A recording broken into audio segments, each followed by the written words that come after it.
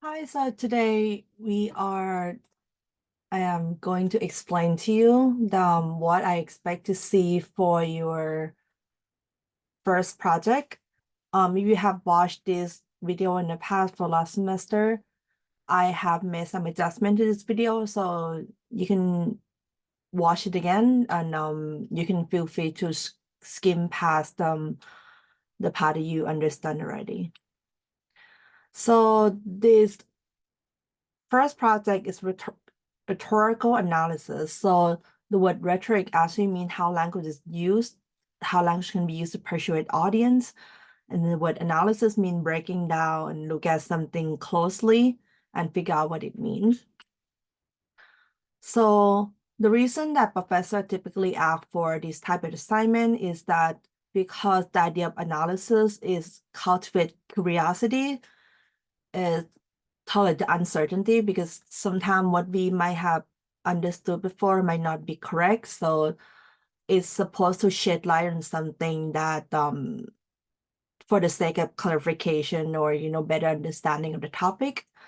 The idea of like complexity is really involved in this process. And so pretty much you try to understand the subject before they attempt to make argument about it. So that's why typically professor asks you to do analysis beyond a summary of so you have to show that you understand, you have to kind of really show that how the small part actually fit as a whole. So in terms of analysis, you have to break things down to figure out what something means.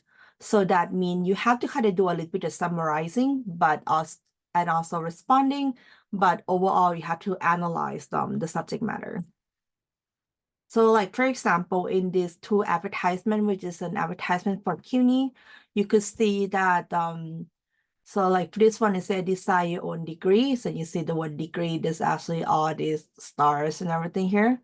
You can create a major as unique as you are. So it's kind of show them the different uniqueness for its students. And you could see that for both of them, seeing the majority of the students at CUNY are like diverse. So you can see the diversity really play a role in how the picture is actually portrayed. You could see like picture of different majors and different interests. And then this is like a part of like a New York experience. So there's like a hot dog cart in the background, for example. So in this case, just for in these two pictures, it's not just it's actually could say a lot, that like talking about the student body, talking about the target audience, talking about the New York experience. So in this unit, we focus on rhetoric, and where you will look at how the writer or speaker use language to persuade the audience of their ideas. In this essay, you choose one of them. I give you 6 choices for this essay, and you could see the detail of the choices in project 1 instructions. And okay. So these are some stuff that you have to cover. So make sure you have to talk about rhetorical appeals.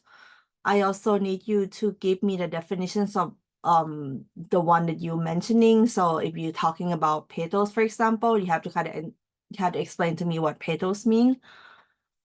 Kairos is the timing of making an argument. So this might have the connection to the cultural analysis also, like when was the best time to make an argument. Target audience and genres. What are expectations of that particular genre? So for example, if you're looking at op-ed, opinion, and editorial piece, they try to get you to be convinced of the argument. Or if anyone choosing choice 6, which is the year-end memo for the Wayfair employees.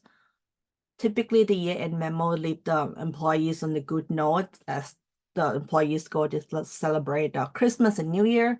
So in that case, what he did in the memo kind of contradict what is go against what typically expected of that particular genre. So that's why you have to figure out what the genre is. Look at the words, look at the images, the music, the purpose, organizations, evidence use, what kind of evidence it was, and what kind of impact does that have? So the goal is that it should not be a list of questions and answer. Everything should kind of go together as an essay. So that's the main thing. It's also have to dissect the different pieces. So I expect to see a lot of word choices, different techniques. So pretty much you have to really closely analyze the pieces that inside of the text that you analyzing. The minimum length 800 word doesn't include the cover letter. I already posted the cover letter in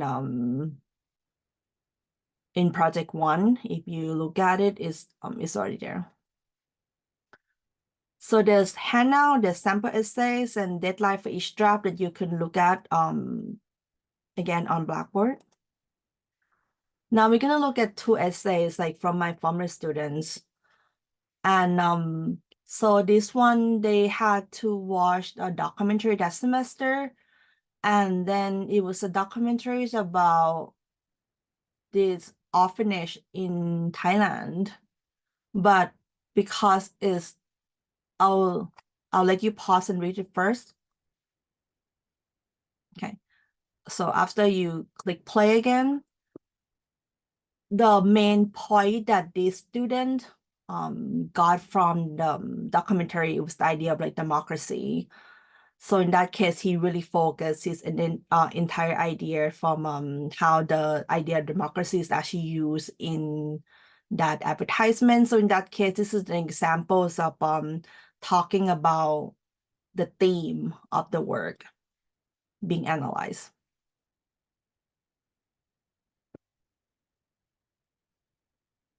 Also, like each paragraph should have a topic sentence. Talk about the technique, the analysis that you found, and connecting it to the larger point so that your main thesis are together. This is another one based on the speech that we're watching today. She giving the background. This is her thesis statement.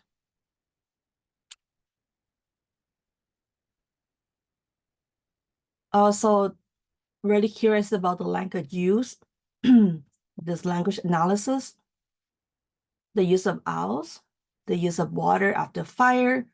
So you should be prepared to discuss the use of word choices, the use of particular images, and the implication that it has in to you as a reader. So again, this is the structure for each body paragraph. You have the main argument, the evidence, your analysis, bringing it back to the larger point that you're making in the thesis statement.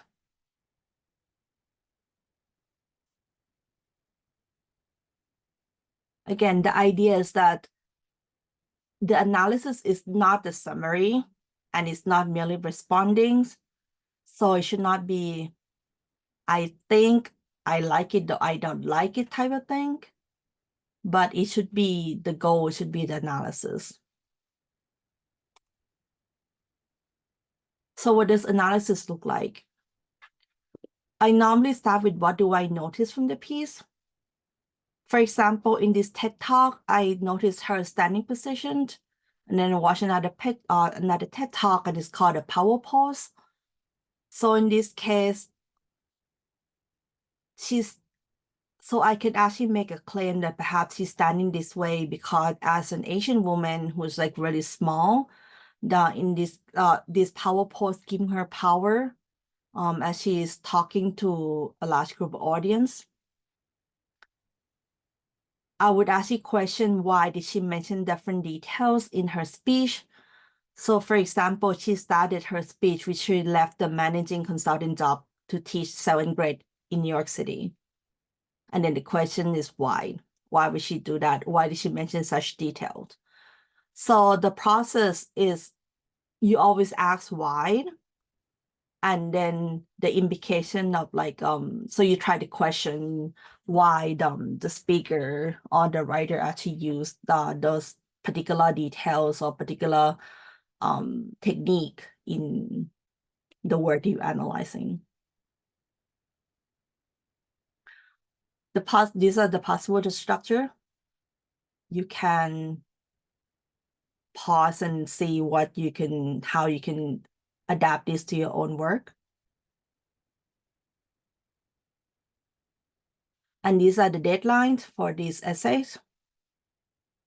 So since we not meeting in person today, please complete the exercise. So that's the Word document that I'm sending along with this video. Upload it before noon of February the 14th. And then on February the 15th, please bring the first page of your essay to class. And then we should wrap up this whole essay around February the 23rd. If you have any questions, I'm available on Zoom. Email me to set up a meeting, and it's my email. Thank you for watching. Bye-bye.